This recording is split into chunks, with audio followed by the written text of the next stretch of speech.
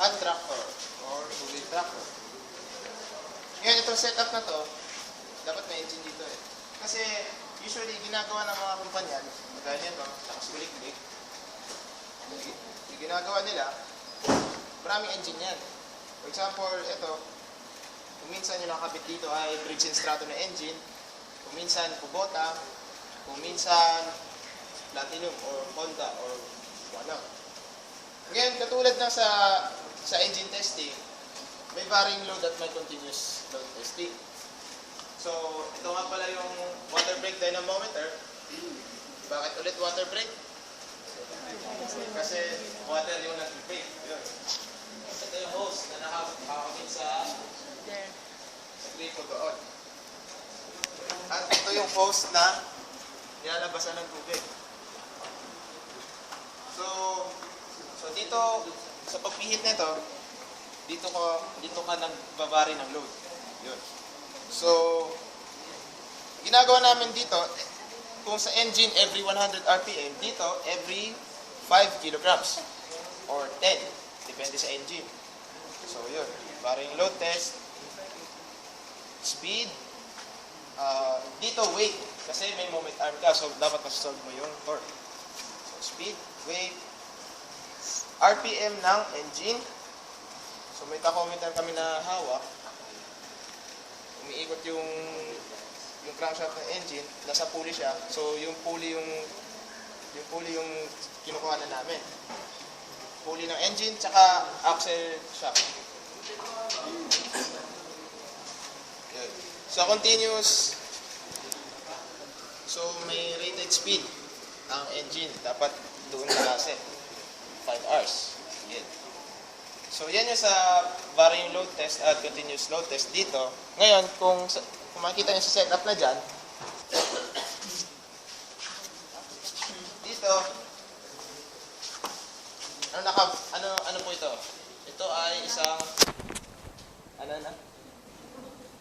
transducer. Transducer. Ngayon, itong transducer na to, ano yung makukuha natin dito? Torque. Ngayon, may water brake dynamometer din dyan. So, kilogram at yung moment arm. So, ano yun? Torque din. So, bakit may torque at may torque? Kasi, ito, nakakabit sa... may engine kami kasi dito na nakakabit. Pero wala nang bearing yung engine dito. So, may ikot ito. Tapos, itong axle siya, o sa baba niyan, may ikot din yan. So, magkaiba sila ng measure ng torque. So, kung ano man yung torque na mababasa nyo dyan, or makakompute nyo dyan, may torque dito na mas malaki. So, yung hinahanap natin dito, basically is efficiency. Efficiency ng transmission. Kasi belt-driven to eh. So, hindi mo may iwasan na may slippage. Yun. By the way, dyan pala, sa varying load at sa continuous, may fuel consumption yan.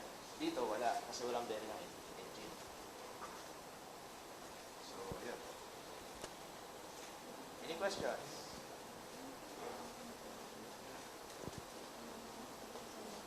Wala po, wala. Ano yun natin? Oh, wala. Okay na? Okay na. O yan, ito yung ba yung dinadrive nyo hanggang dito lang? Okay ba?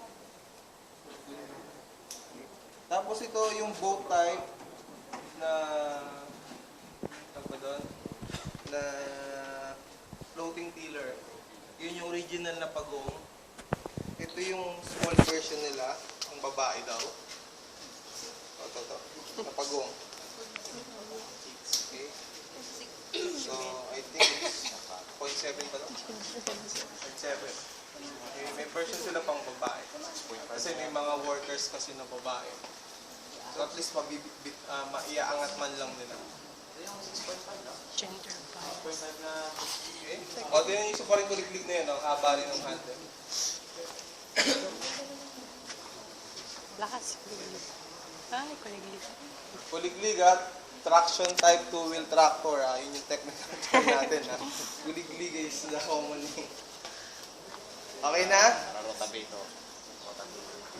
Wala na tanong, so pwede na kayo umuwi.